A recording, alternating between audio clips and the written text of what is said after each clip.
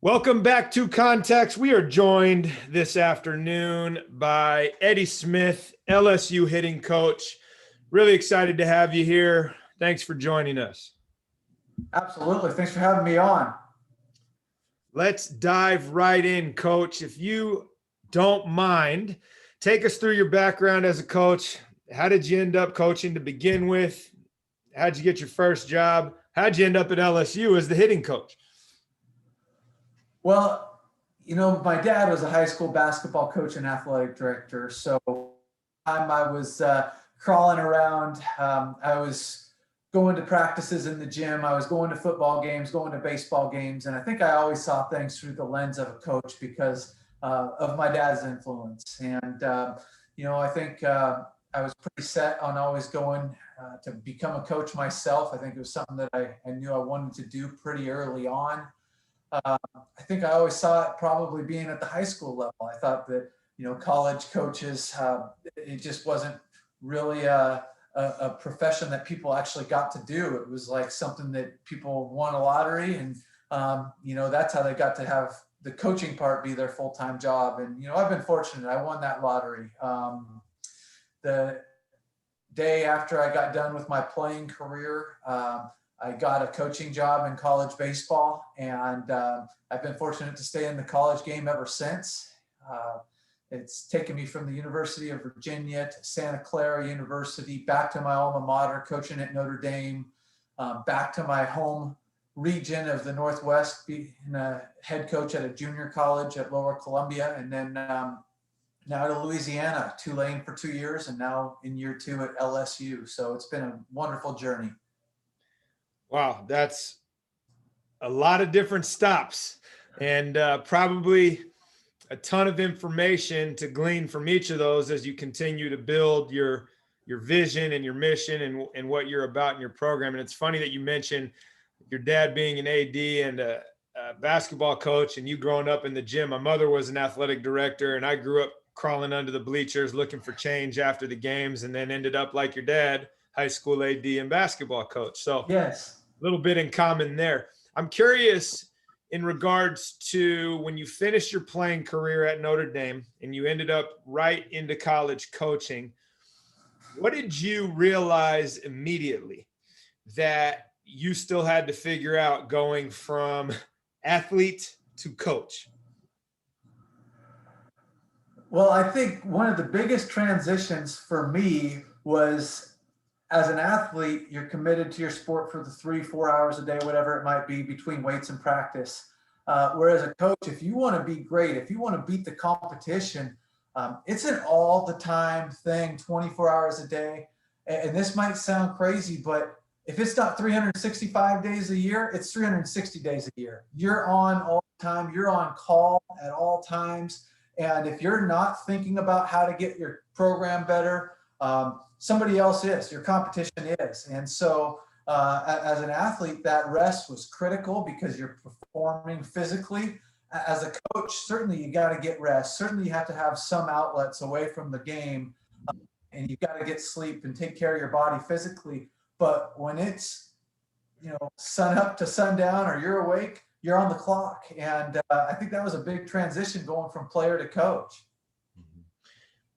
And as you transitioned from stop to stop as an assistant, and I believe you said you're the head coach at one stop, again, what are the things that, you felt like you had a good handle on, you felt prepared, you felt ready, and then all of a sudden, like Mike Tyson, everybody's got a plan till you get punched in the face. What was that like, and what are the things that stuck with you that you were able to learn and needed to learn very quickly and then apply at your next stops before the next realization hit you? Well, I think what I would share is I had a great fortune in my first coaching job was at the University of Virginia, and I spent 5 years there.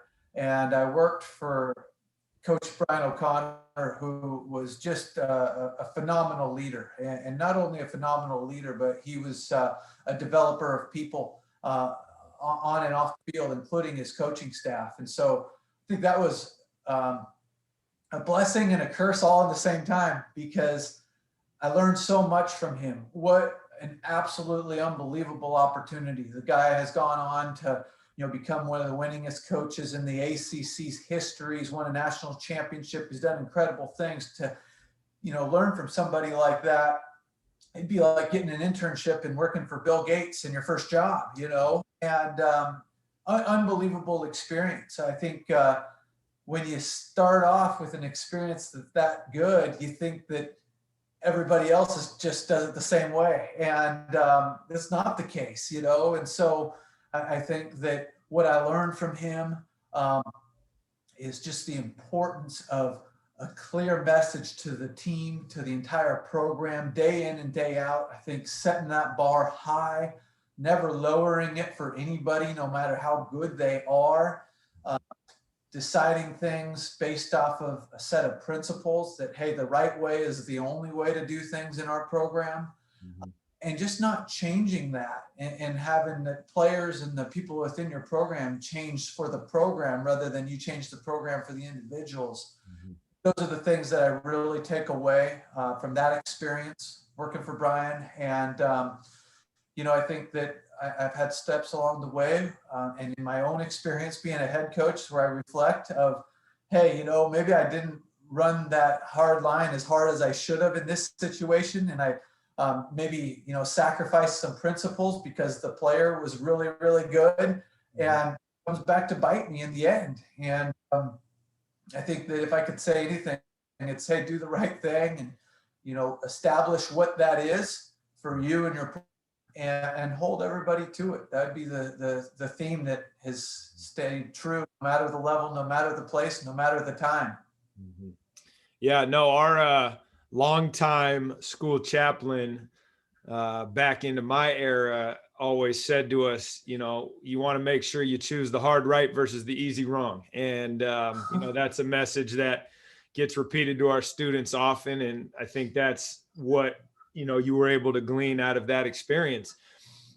I'm curious, because you have such an interesting path and you have exposure to so many different coaches and leaders, are there things that you have been able personally to take with you from stop to stop that I'm going to call them non-negotiables, but in a role as an assistant, you're not always in charge of making the plan, but things that you have found that you will always bring with you because they've translated stop to stop? Maybe you stole them, maybe they're your own iteration, but something that you found consistent success with that you can share?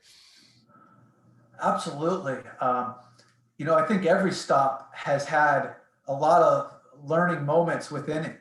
I mentioned the time at the University of Virginia. Certainly that was my formative years as a coach for so many reasons. I think that Coach O'Connor, he could run Google tomorrow and their shares increased by 10% over the course of the year. He would do it so well. He's that kind of a leader.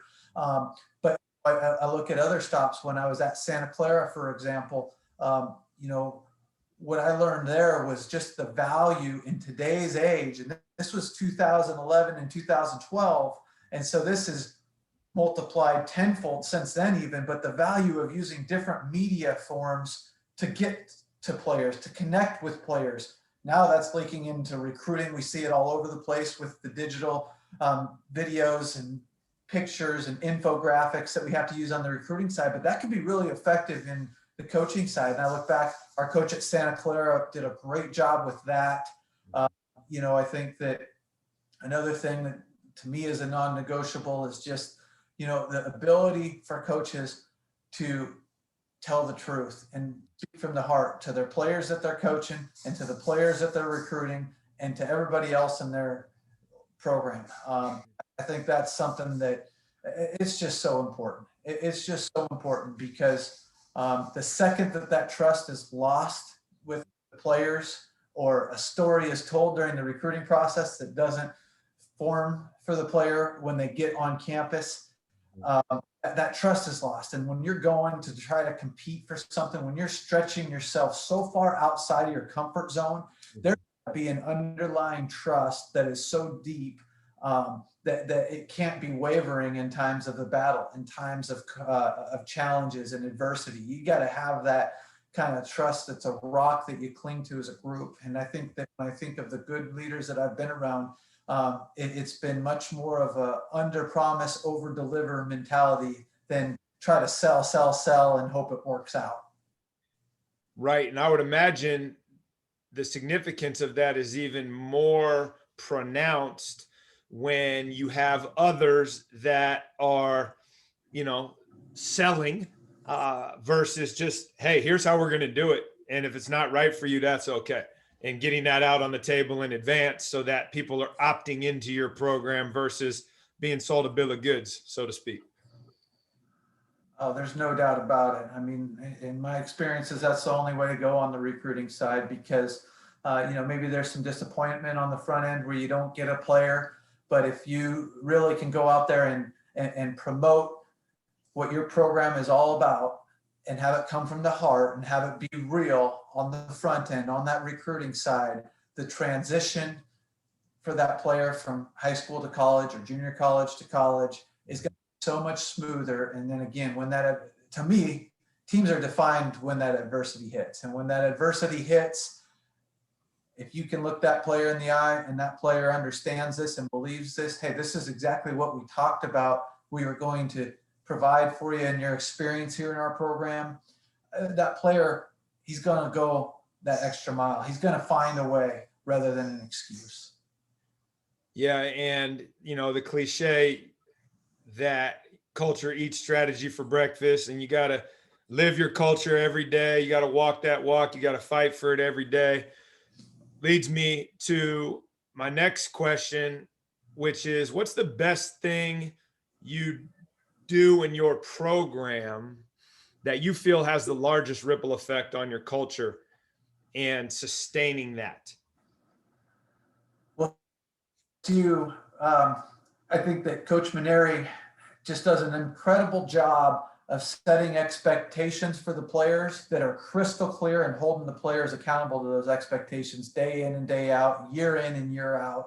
I had the fortune of playing for Coach Mainieri at Notre Dame and now coaching together. That part has been very consistent. It's been 17 years of separation from when I played for him compared to now coaching with him. Yet the message is very, very consistent.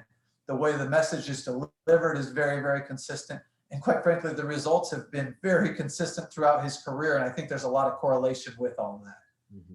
Are there things that you do as a team and as a program outside of clear role definition, clear expectations, and holding people accountable that are tools or exercises or things unique to what the LSU Tigers do, or maybe it came from Notre Dame or whatever, wherever, that support that culture, right? That this is something that we do that we've found really effective that would benefit anybody?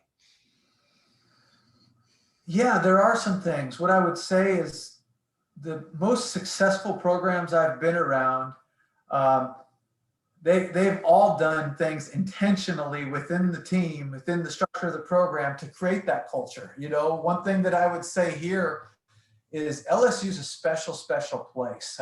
We, as a baseball program, have sold more tickets than every Division I college basketball program in the country in 2019, and all but 24 Division I football programs. We average over 12,000 tickets sold a game, 25 straight years of leading the country in tickets sold. Our fan base, I share all that because our fan base, it's one of a kind. It's a monster. When you think of Louisiana and the festive atmosphere of Louisiana, I don't know if anything encompasses that as much as LSU baseball. Maybe Mardi Gras on Bourbon Street. I don't know, but it's incredible. So we do a lot of things within that with our fan base, from a fans promotion day each year. We have something called the Coaches Committee, which is, kind of a booster club, so to speak, where it's a very, very dedicated part of our fan base, where once a month we meet with them and our players are there for that. One other thing that I would say along these lines that we do here is every year, our first practice of the year, all of our rookie players and coaches have to sing the fight song in front of the rest of the team. And I think all of those things that we do there, they breed a sense of pride within our players of, hey, this place is really special and you're part of something that's a lot bigger than you. And it just generates this kind of interaction that I think, hey, when you realize you're a part of something that's so much bigger than you, that, you know, for 30 years has been the premium product in the entire sport, it's a really, really big feeling of responsibility. And I think that's a message that you'd see day in and day out for our players here. Love that. You mentioned that your father was a basketball coach. He was an athletic director. As a college coach, you are in a department with a ton of colleagues that don't necessarily coach your sport, are not committed to your discipline. I'm always curious when I talk to other coaches about what they have learned professionally by watching other coaches, and specifically, not just in their chosen discipline. Are there things that you've been able to take, implement, observe that have helped your growth as a baseball coach, even though it may not have been baseball you were watching? 100%. I'm a sports fan to the core. And, you know, when a baseball game's on TV, I feel like I'm working. But when a football game's on TV, I'm in heaven. And a lot of that, again, I just watch it through the lens of a coach so often.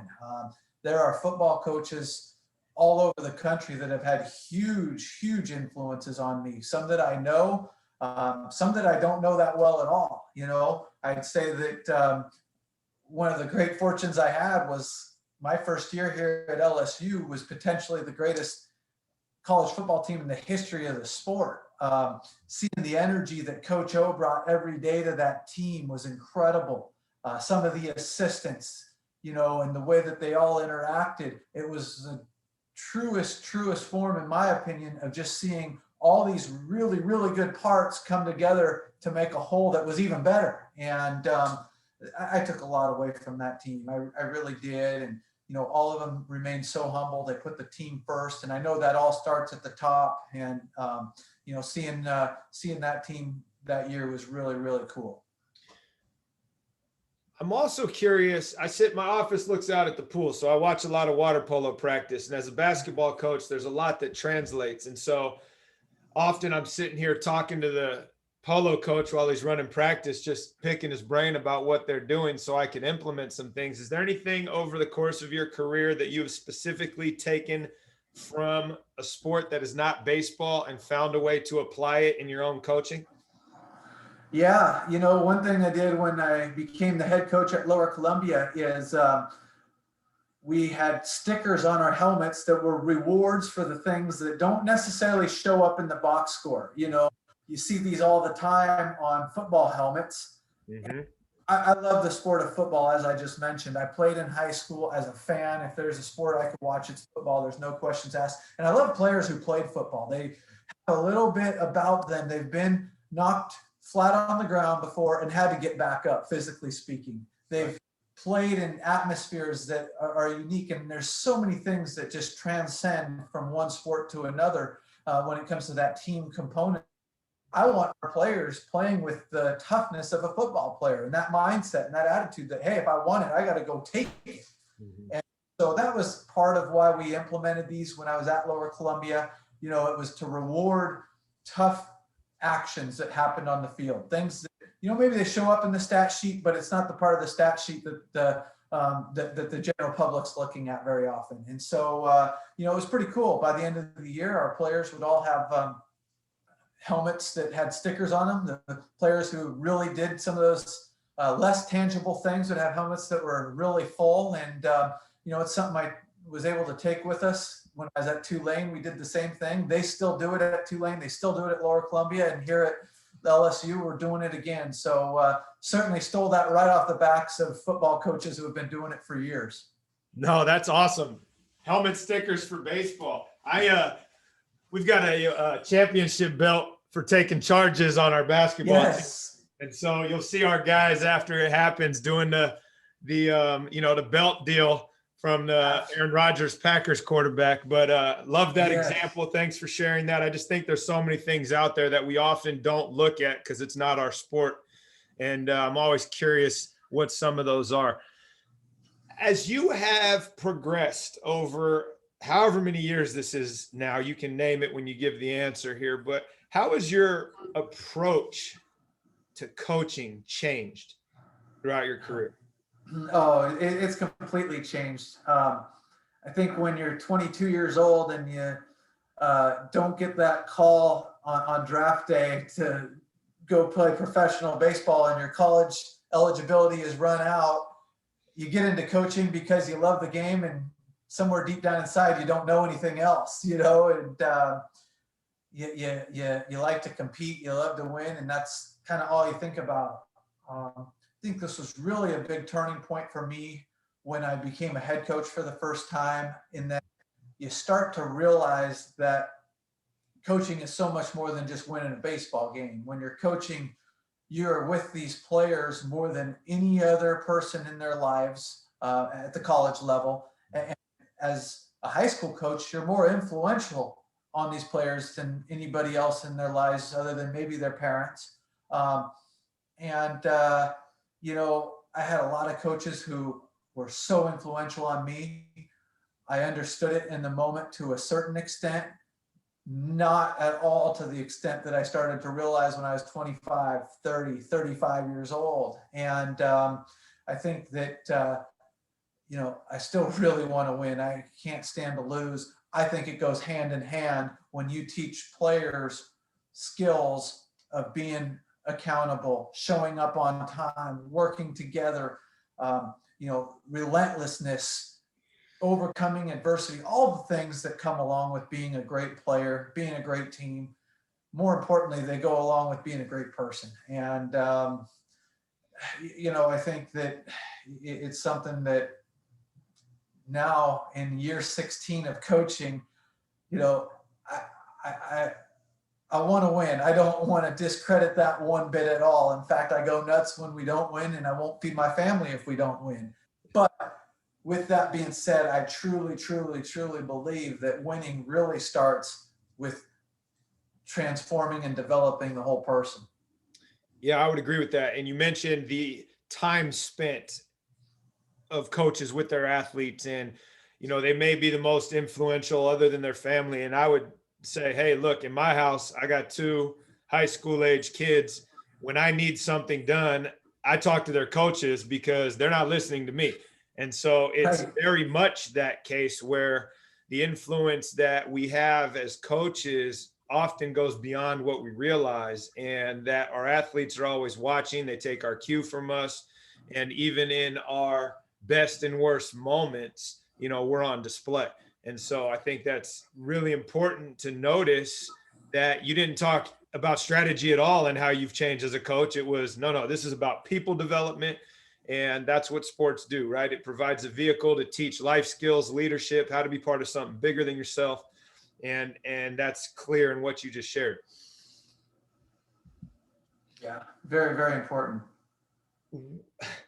This one might be a little bit different, but I'm curious about what have you most recently changed your mind on from a coaching standpoint? And this might be more in the minutia, in the weeds, but I was listening to something the other day, and this question was asked just in general, not about coaching. And it made me force me to think, like, right, we get dug in on things, and then something happens where we're forced to reconsider, and often for the better. But I don't know how often we really bring it to the surface to analyze things we've changed our mind on.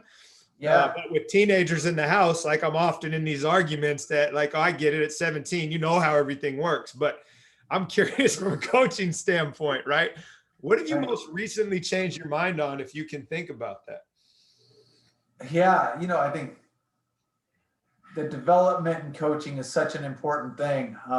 And I think it's a really trendy thing right now. And that's part's dangerous because if you're changing your mind every single day, if you're always looking for development, you got to have a set of foundational pillars that hey, this is us. This is who we are. We're going to win, lose, or draw.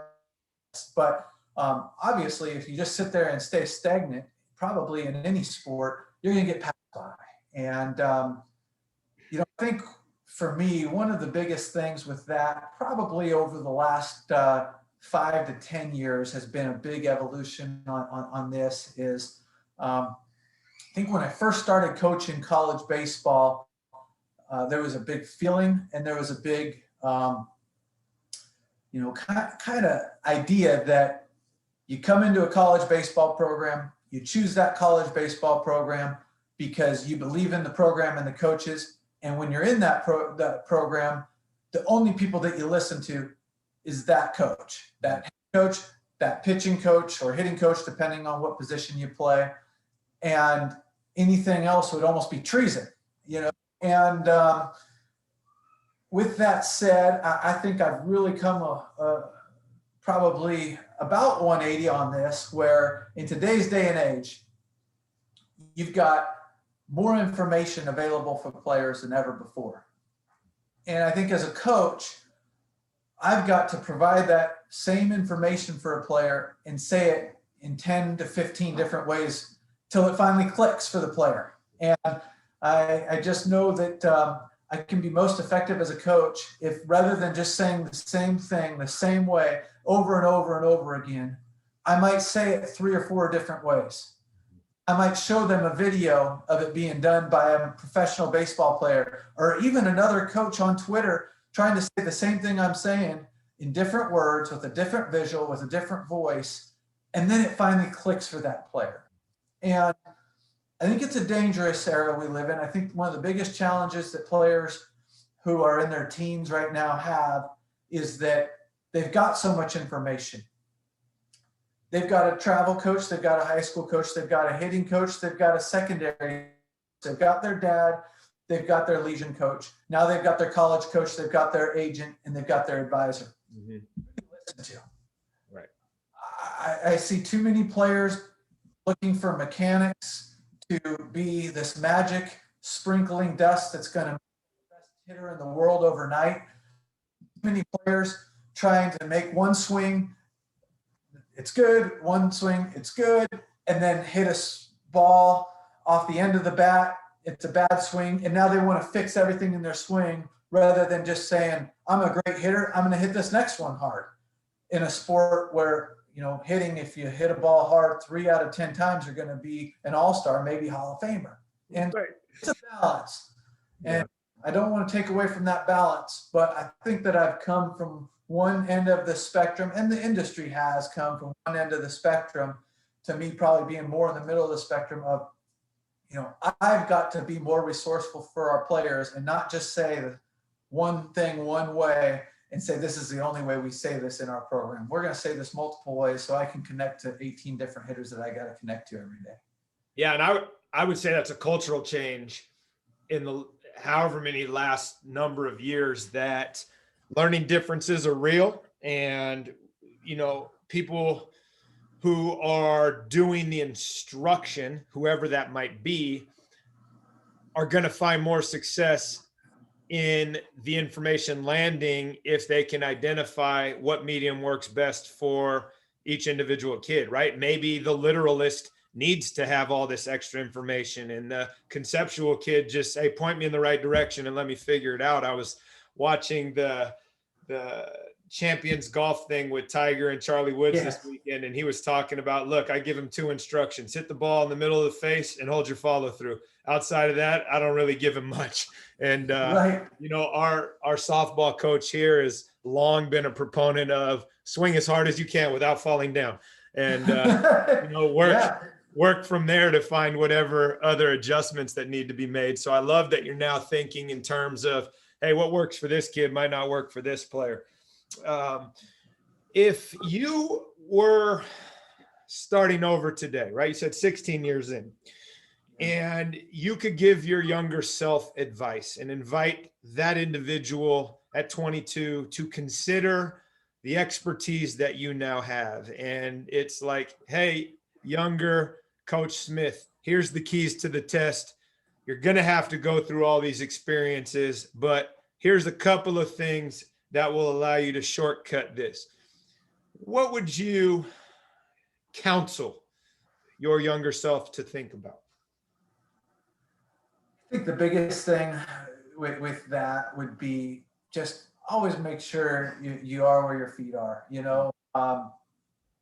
It's something we all probably have challenges with in different ways, but it's something where when I'm 23, 24, 25 years old, you know, I had some of the best experiences of my life at that age. And there were times I think I did a pretty good job of appreciating them, but man, those were those are the days that were maybe as good as it gets, and it's so important. And I try to do this now of, hey, 23, 24, 25, 26, that was a great time in my life. And when I'm 47, I'm probably going to be looking back at 32, 33, 34, 35. That was a great time in my life. So make sure you enjoy the present. There's always going to be challenges. There's always going to be great things going on. Make sure you look at those great things that you have going on and have those as the focal point on the front. Let me ask you this follow-up, and I should have asked this earlier, but I'm going to ask it now. You mentioned that you really like players that have played football. And I'm going to take that and I'm going to run with it to say that you would probably prefer to recruit multi-sport athletes versus the single sport enthusiasm that has been projected on the youth sports industrial complex for at least the last 10 years. Can you speak a little bit to why you feel that way and potentially what the value or disservice that is being done to these kids through this singular focus on one endeavor over being multidimensional? Yeah, this is a really easy one for me. It's going to come right from the heart. I think there's three big reasons that I think multi-sport athletes are just so much better suited than single sport athletes. The first one is burnout is real, both physical and mental. There's 365 days in the year. If you're going to focus on only one sport, really as a teenager, your body just physically is not built up for that, even if it's only 300 days that you dedicate to that sport out of the 365. Nor is your mind. I've seen the story. It's a tale as old as time where a player dedicates all this time and energy to the sport. And by the time they're 19, 20 years old, it could be a college NCAA tournament game and they go through it and it's just another game. It's just another game, as opposed to a multi-sport athlete who they're hungry for whatever game it is that they're playing right then. And I think that part's huge. The other piece I'd say is at the end of the day, sports are not just to go get a scholarship. They're not just to go get a professional contract. Sports are to develop life skills and experiences. And I think the more sports that you're exposed to, one, if you get the privilege, the opportunity to play football, basketball, and baseball over the course of a high school year, you got now 3 opportunities to win games, make friends, learn new life skills, be exposed to different people from different backgrounds, coaches from different backgrounds.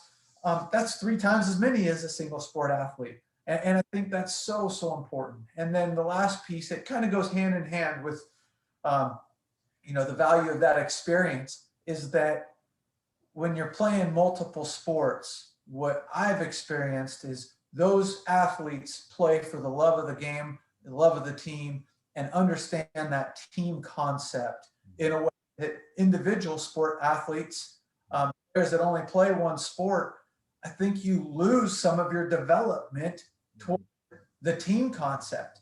And no matter how good you are, at the end of the day, there's going to come a point in your career, whether you're Michael Jordan or LeBron James or Tom Brady, there's going to become a point in your career where you have to play for your team. And that might not be until professional sports. For most of you, it'll be high school or college. But if you're not playing for your team, why are you doing it? And I think that by playing multiple sports, you really keep the team component of sports on the front of your mind as opposed to on the back of your mind. Yeah, I love that answer. And I will add to your last comment about being part of multiple teams and the lessons that teaches you based on the different roles you may have to inhabit, right? There's very few people that are the literary Chip Hiltons of the world where they're the dude on every team, right? Most of the Yeah. time you might be one of the best players on this team and you might, be someone that's on the bench on this team. And those are very different roles that you will most likely inhabit in some other capacity later on in life. And, I've always said that sports is a great training ground for, like you said, how to be part of something bigger than yourself. And love that description. And hoping that more people can embrace that as we move forward. Coach, thanks for being here today. It's been fun. Glad to have you call in from the other side of the country and take some time to hang out with me today. Oh, it's been a pleasure. I really appreciate you having me. And gosh, got my mind thinking on sports and culture and winning. And that's always a good thing. Absolutely. All right. Looking forward to talking to you soon. Sounds good.